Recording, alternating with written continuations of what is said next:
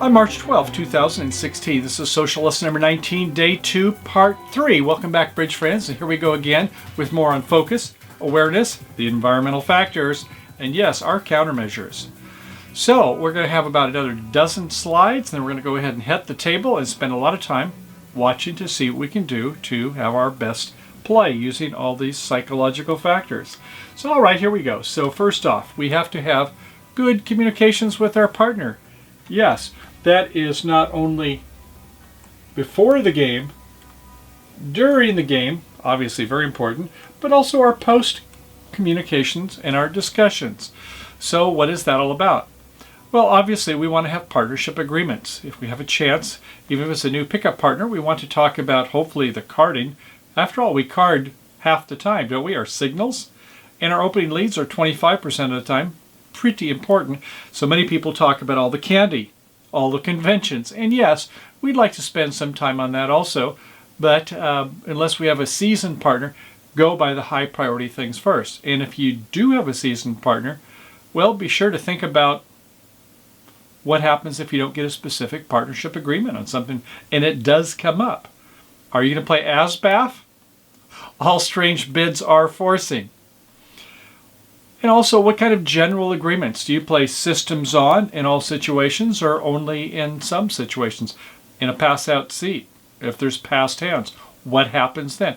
Good to have those generalized agreements, just so that when they come up, you can say, well, generally fall back to this. Now, you recall some of our previous lessons, we spoke about bridge leading teacher and player, Eddie Cantor, when he played with the Dallas Aces, and his playing partner was Mike Lawrence for a while, and he would have hundreds of different methods that he would give to Mike. And after a while I said, poor Mike. He says, he finally came to me and says, you got a lot of stuff here, Eddie. Why don't we have some generalized agreement that cover a lot of these situations?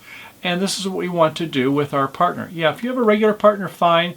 But if your partner plays with a lot of other people and you just have an occasional partner, you don't want to tax their mind too much with have things that are too detailed. On the other hand, you don't want to be too little and have where you don't discuss things at all. You don't want to be in that third category we spoke about for those that don't know what happened at all, right? Okay, so those are things to consider. And the manner of the bidding and the play is also, of course, very important. We took a look at the last session there where we saw some of the newer players and some of the gestures, mannerisms, some of the things, their utterances and things they might have, the posture and all that is quite important.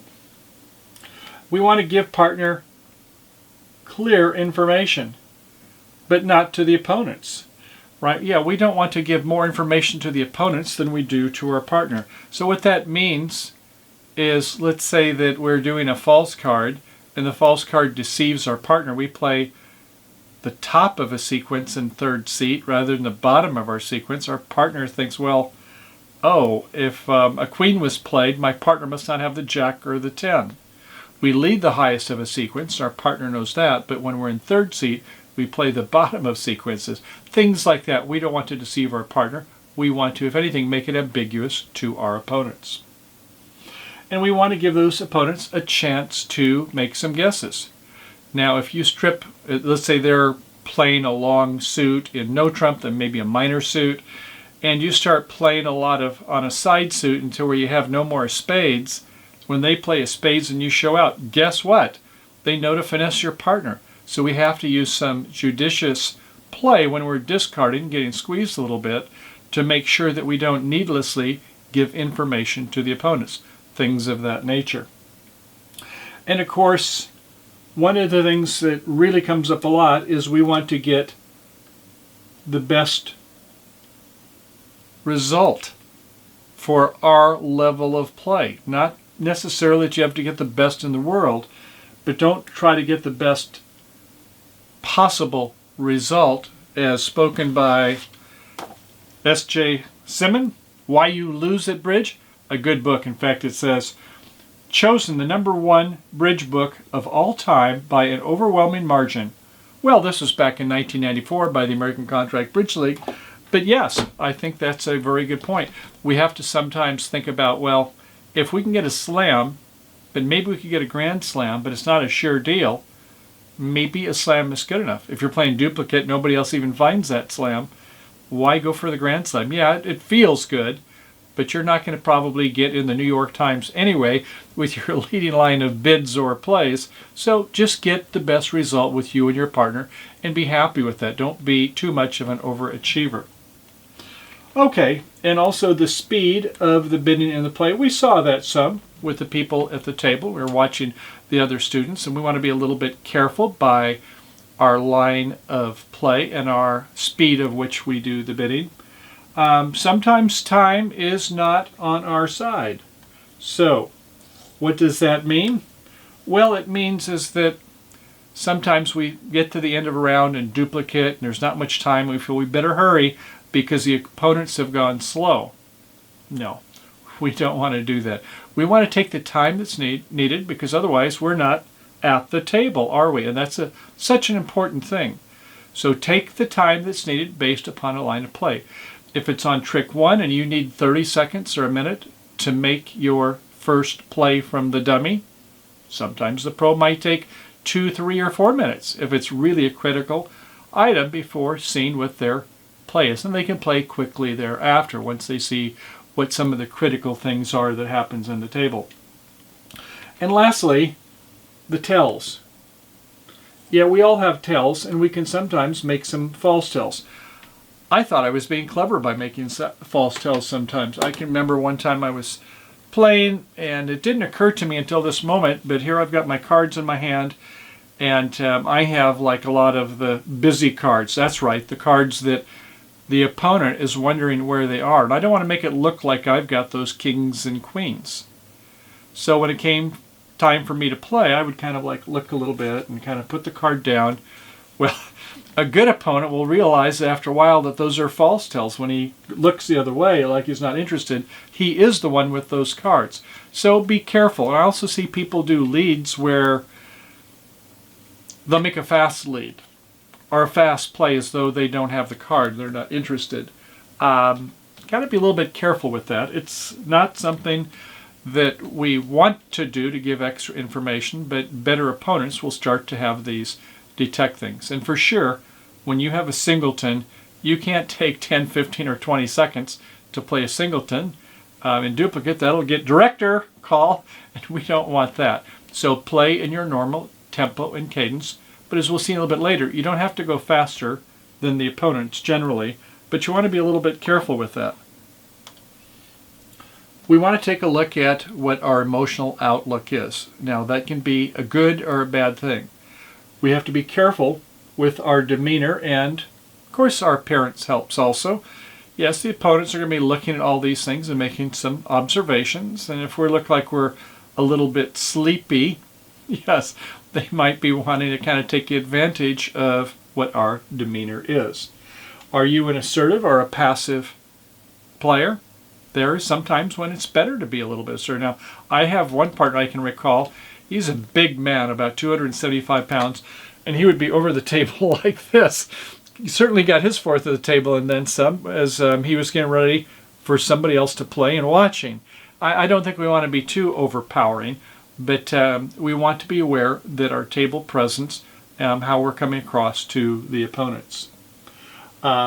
Empathy, intimidation, and to be conciliatory. So those are things where sometimes it is very useful, especially with our partner. We want our partner to be thought of as our best friend. And so we want to be happy, not angry, coming across as confident versus confused or fearful. Those are some things we do see at the table by the opponents talking to one another. Hopefully we don't have those emotions. We want that positive energy. Okay, so there's also something called the X factor. Maybe you've heard about it in other sports, but this is a sort of a je ne sais quoi, although I haven't got my French down yet. But you know, that's something special that says a person is really in focus with the game. That is, they've got that instinct and the tenacity to never give up and to always try their best. Now, the more you put that in with every card, every play, we spoke earlier, remember that you might have some burnout, more of the fatigue. So you have to kind of use that wisely, but some people do have more energy, and they try to make that X factor show. And that helps your partner feel like you're on their side, doesn't it? And that's one of the things we want to do. We want to focus on the good that we can do, not just to beat the opponents, but to play our best game. Okay, so at the table, we want to do some countermeasures. We want to take some good deep breaths, especially like if we're in a slam contract. Get a couple good deep breaths, get that oxygen going to the brain, and try to relax and be alert. Especially when you're on declare. It's a lonely time out there. Getting some fresh air is a good item. Maybe you haven't had a particularly good hand. Don't make it too obvious when you step up and step away from the table, but stepping up and getting some fresh air is a good thing. And sometimes taking a walk outside for a couple of minutes is wonderful. So, your posture, yes, we tend to slouch maybe a little bit after a while. So consider, getting yourself and kind of moving around, shaking it out a little bit, stretching, standing up if it's between hands. Don't want to do it during a hand and have the opponents think you're looking at their cards, of course. And visualization. Golf players, as a for instance, you think, well, am I focused on that out of bounds or the water hazard? I hope not. You'll probably certainly be thinking about that at that last nanosecond before you hit the ball. Instead, the pros would be thinking about the ball going on the green near the hole, the flight of the ball going to the green, the hitting of the shot on that nice click, the swing that would make that nice shot, such as they've done on the driving range hundreds and hundreds of times. And they're going to take that same swing, get that same flight of the ball, get that same result. And this is what we want to do at the table. We want to be where we have this X factor, have this positive attitude towards what's going to happen during the bidding or the play of the hand. Lastly, we want to be thought of as a best friend by our partner, so we need to kind of reflect that back to our partner. Let them know, hey, I like what you're doing. Thanks. Good going on that last round. Obviously, we don't want to do it to intimidate the opponents and say, nice slam, partner. But instead, when the dummy comes down, thank you, partner. In other words, we did the bidding. I appreciate your bidding, and now I see the hand that you're giving me to play. That is acceptable. Okay, regarding bridge axioms or truism, the truthiness in it, we want to be good bidders, but to do that, we almost have to be a good player. Yeah, so knowing a lot about conventions and methods and things like that is not as useful if you don't really have good playing skills. Now, you recall that we have 3 ways that we develop extra tricks. You remember what those are? Promote. What's the next one? Hopefully roughing. When your partner has trump on a side suit, and we can get some of our side suit losers. And if need be, sure, we're going to try finessing. So those are the 3 main strategies. If you don't know those or know how to use them very well, you can't really evaluate your hand. You can't be as good a bidder. And good declarer is almost a prerequisite to be a good defender. Right? If we're defending, we have to know what the declarer is doing that's our opponent. And we're pretty much contrarians. We do the opposite of what they are. So if they are trying to promote a suit, well, we get in. I guess we better try to get our tricks quickly. In our next lesson on leads, we'll get more into that. If we can see that there's a double 10 in the dummy and they played the ace and then another one and we win it with a king, what are they trying to do? They're trying to rough that suit, aren't they? So that might be a good time to play our ace of trump and another to go ahead and reduce the roughing power in the dummy. And being a declarer is kind of a lonely experience, right? We are the orchestra. We are in charge of our 13 assets there. And our partner is just kind of watching, and the opponents, they're trying to rough us up a little bit. Now, I don't mean, well, I guess they are trying to get some roughs in, aren't they? They're trying to get the maximized tricks, and they're watching what we're doing, and they're going to try doing the opposite of what we are. And that's all good fun, but just be aware of those are some of the things that we want to think about when we're playing our game. Now, during the auction, we want to estimate our partner and the opponent's high card points and suit distribution. We can get a lot of that when we see distributional hands and we hear the distributional bids.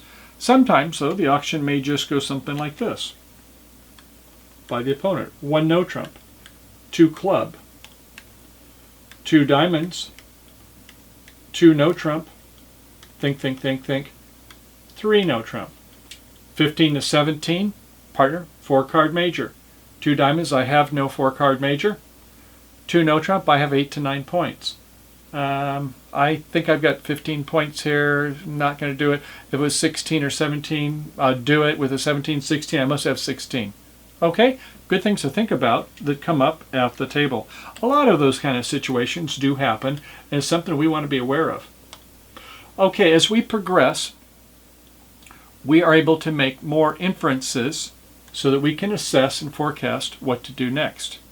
If we can do that better than the opponents do, then that is a good thing, and we're going to get to be where we're going to get more tricks. So let's take a look at the odds of the game. Some of the basic ones. If we have an 8-card suit, the opponents will be 3-2 68% of the time, and that's about 2/3. And then they'll be 4-1 28% of the time. If we have a 9-card suit, it's about the same. 50% chance that it's 2-2, and 3-1 40%. So we normally, with our 9-card suit, we go ahead and let's say it's trump.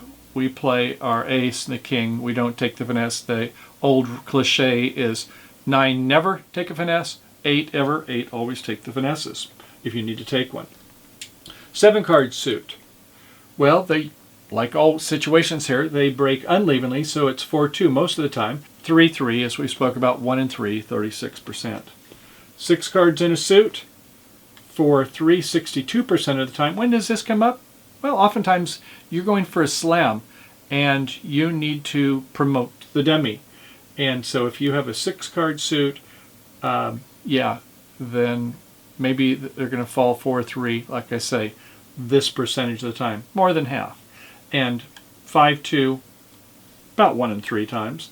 With a 5-card suit, the opponents are most of the time 5-3, about half of the time. Could be 4-4, once again about 1 and 3, 36% chance. Okay, on our next hand, well, once again, North and South have the same hands. East and West, little twist though. See the club suit, we gave West 5 clubs this time with a singleton. So you may recall that when we have a 7-card suit, it's normally 4-2, that's 49% chance. And for a 3-3, as we saw that last time around, we played this hand, 36% chance, 1 and 3, so half of the time and then a third of the time. So that brings us up, adding those two distributions, that is 85%, so we've got about 10% chance that it's going to be 5-1. Then the remaining 5 is where it's 6-0, not very likely at all. So okay, well let's see how it happens here at the table. Leads with a 9 of spades, goes up with the king, plays present count, high-low, 1 with the jack. Play the ace of clubs. The king of clubs, oops, they showed out. Now, if you're not watching carefully, you may not even notice that it wasn't a club played at all. They played follow the color, very good here by East, I compliment you for that. Then plays a queen of spades, overtaken by the ace. Need to take one of those top club tricks, but you can't take another. If you try another, that's a losing play. And why is that? Because we're going to do the opposite of a finesse, as we'll see in a moment. So we play a heart, comes around to our 9-10. Unfortunately, the jack was onside, as you'll recall. They take that last spade trick, good for them. They promoted that suit. They play a heart up to the ace, a diamond back, and they win that. They win the ace. They come with a club to, oh, okay, they got to give us a club trick, don't they? A 7 to the 9, and our jack wins also. So here are a couple tricks back. You can see what happens is that when they have to return the club suit, they are end play, the opposite of a finesse.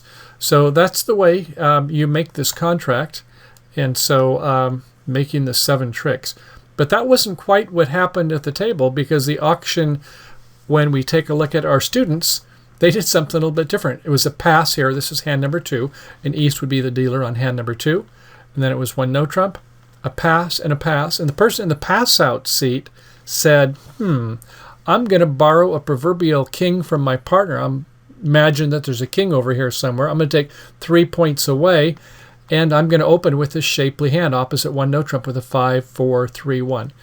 Okay, might work, might not. I guess if you're not vulnerable, and hand number 2, it's non-vulnerable for the east-west. Fine. So they took a little risk here, went 2 hearts, and the auction went swish. So we'll see how they do playing 2 hearts. Okay, now take a look at the real table with the students and see how they do. Remember that south is going to be to the right and north is going to be to the left. And east up at the top of the table is passed. Remember that was the 9 points with 5, 4, 3, 1. South says, hey, I think I've seen this hand before. I'm going to go my 1 no trump.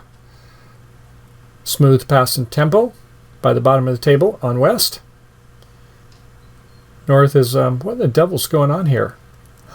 Counting points, fingers wiggling, and thinking, okay, I've got 7 high, 1 distribution is 8. What's different here? What is happening? So they are going to pass. And in the pass-out seat, surprising to me, is that here comes 2 hearts. And I think that's fine. When you've got a 5, 4, 3, 1 shape and you're in pass-out seat opposite one no trump, you know that your right-hand opponent, the responder, does not have 8 points. So you should be able to come in with a shapely hand. You don't want to have it with a flat hand. But if you got a singleton or a doubleton, yes, according to Mel's rule, you go ahead and come in with a bid. Now south is like, what in the devil am I supposed to do now? Don't want to come in with 3 diamonds with king 5 times, so it passes.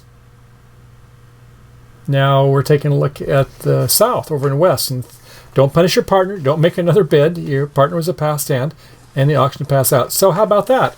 So now we have east as the declarer in 2 hearts. So let's take a look at the 15 to 17 no trump opener over in the south hand to our right and see what is going to be the lead. It's fine for the declarer to make room for the dummy there, get everything organized. No problem with that. What am I supposed to lead here? They're a passed hand. They came in with 2 hearts.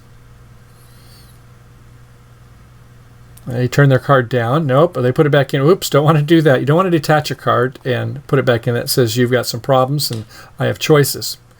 That'll get you a director call. Okay, played the 5. This time the hand on the west does not have 3 diamonds, just has 2, the ace queen. And they're thinking, do they want to take the finesse? Sure they do. So they do, and it holds. Okay, so they've realized the king of diamonds must be by the south hand, and there's 3 of the 15 to 17 points.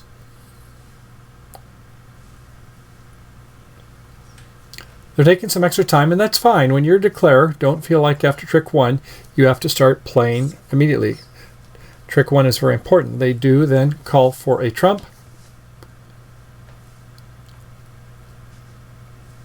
What are they going to play? Okay, didn't play from the end of their hand. Now, opponents, you're not supposed to see where they pulled it, but it looked like it was from the next to the end, and it did fail. Okay, so there you've placed a couple more points by the 1 no trump opener. And they're getting ready to play again, and this time comes out smoothly. Diamond to the ace. Everybody follows.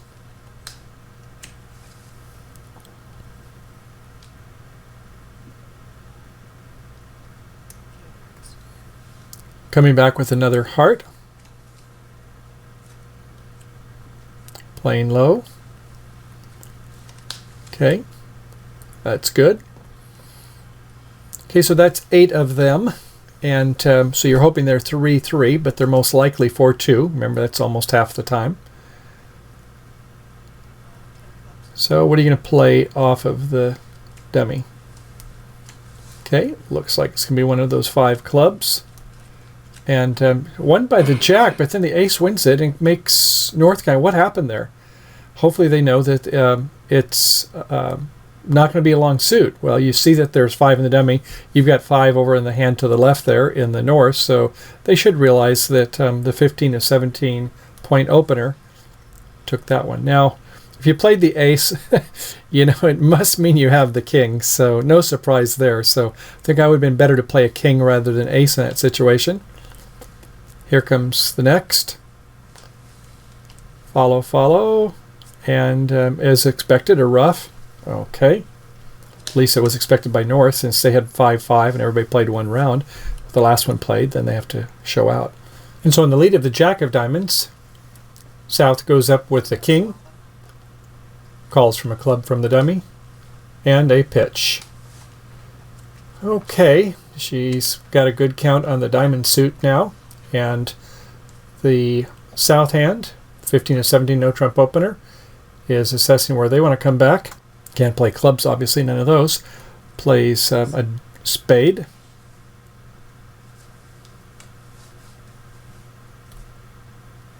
And gave it to them. Pretty clear on that. That was going to happen.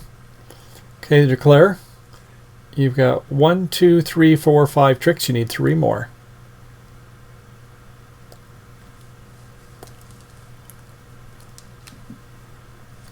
Goes up with the ace. And both follow. That's a nice. That helped. Coming with a diamond. Pitching a club, sure. Okay, nice that suit was, remember the distribution was a 5-4-3-1. We did promote that second suit. Promotion play worked on the diamonds. That was nice. Spade, letting them in.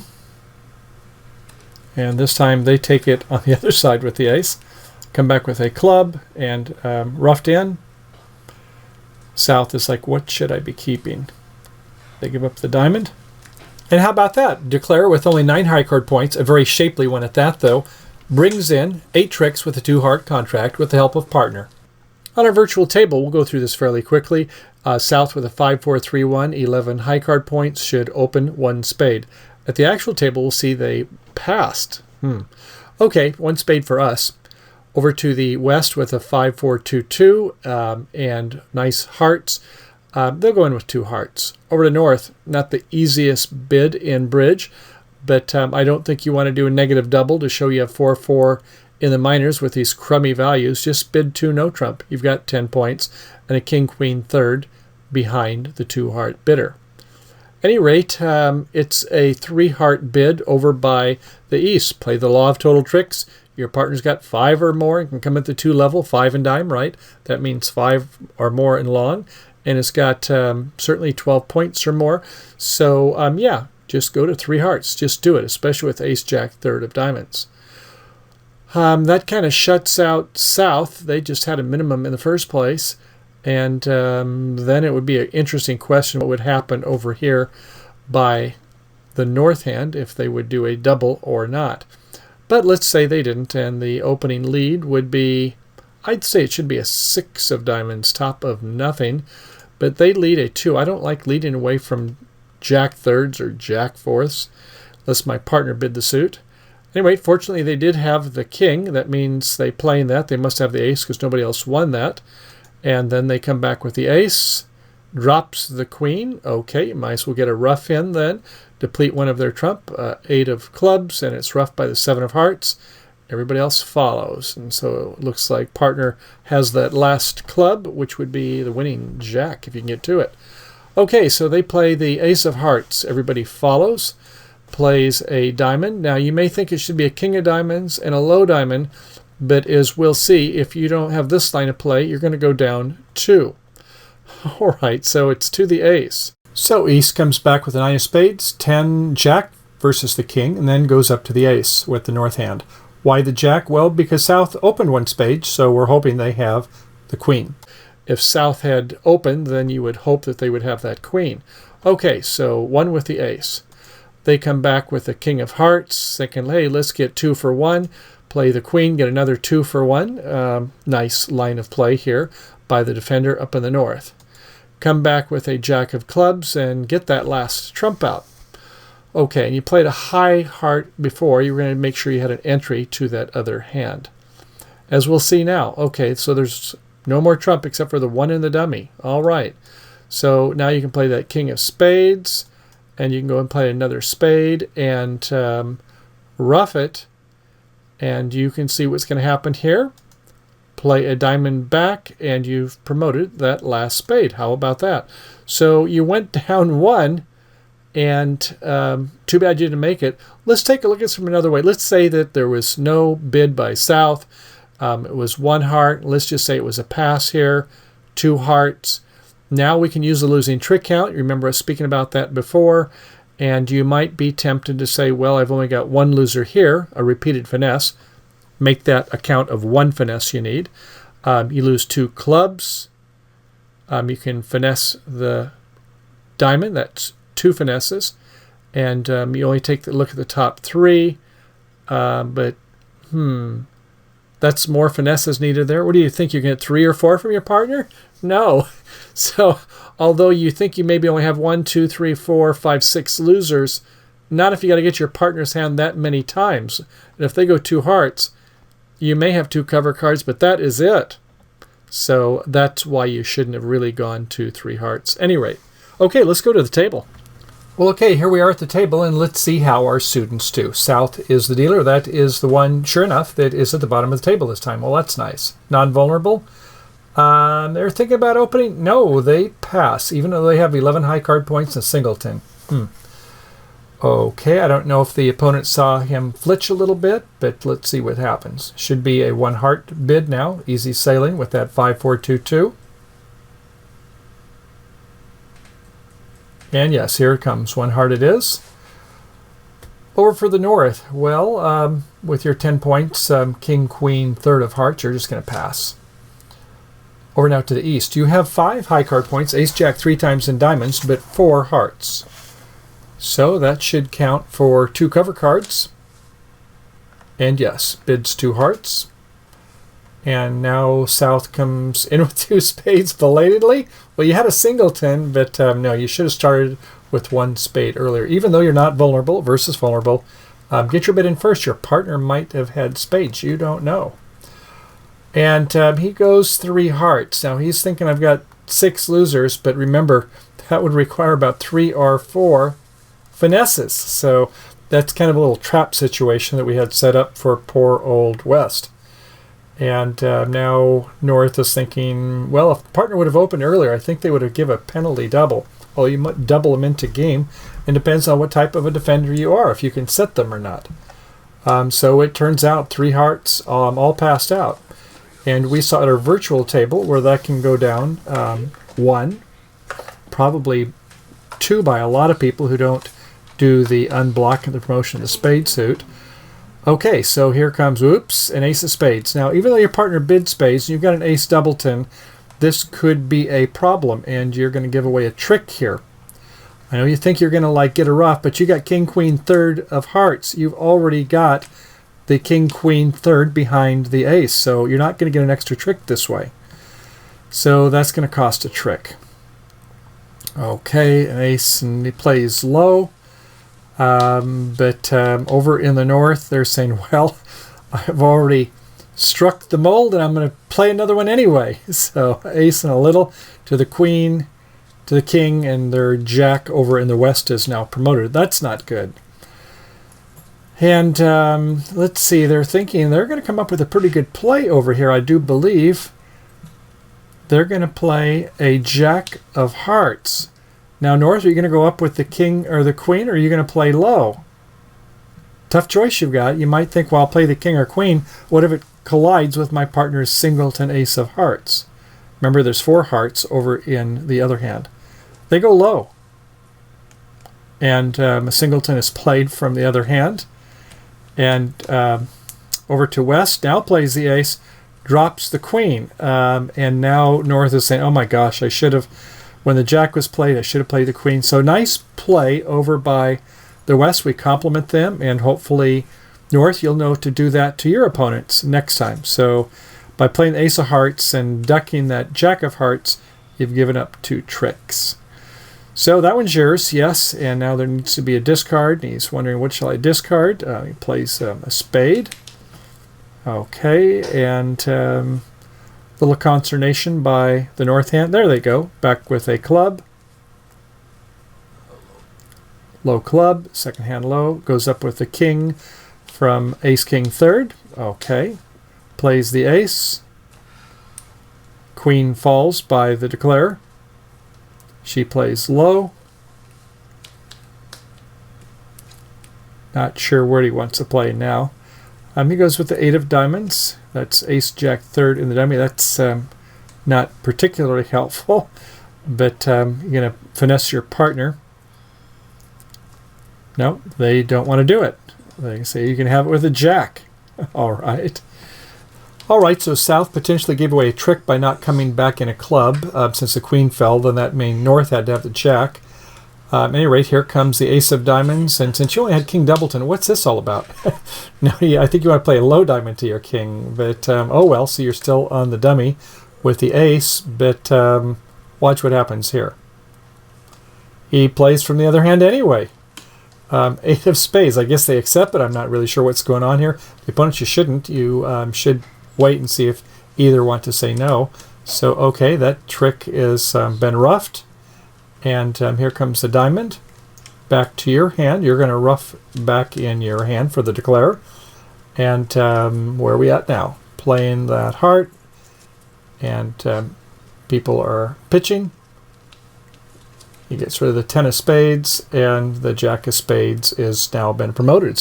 So technically, at best, East and West can do is make 2 hearts. A lot of people only make 1. No reason to play the ace and then another spade when you've got a natural king-queen behind the heart bidder. So playing the ace of spades a little, you're going to give up a trick there because you're going to promote that king-jack. And then when the jack of hearts is played and you don't take it, you're definitely going to give up another trick. Well, okay, bridge fans, that completes part 1, 2, 3. Oh, no finger there is there. Part 3. Yes, this is the glove for my digitizer, so we keep the screen nice and clean. But let's go ahead and close this one up for now, and thank you very much for coming to Bridge Hands. We'll see you over on part 4, that's 2 and 2, where we'll go ahead and close up with some more slides and one more final hand. So thanks for coming. See you on the flip side real soon. Bye for now.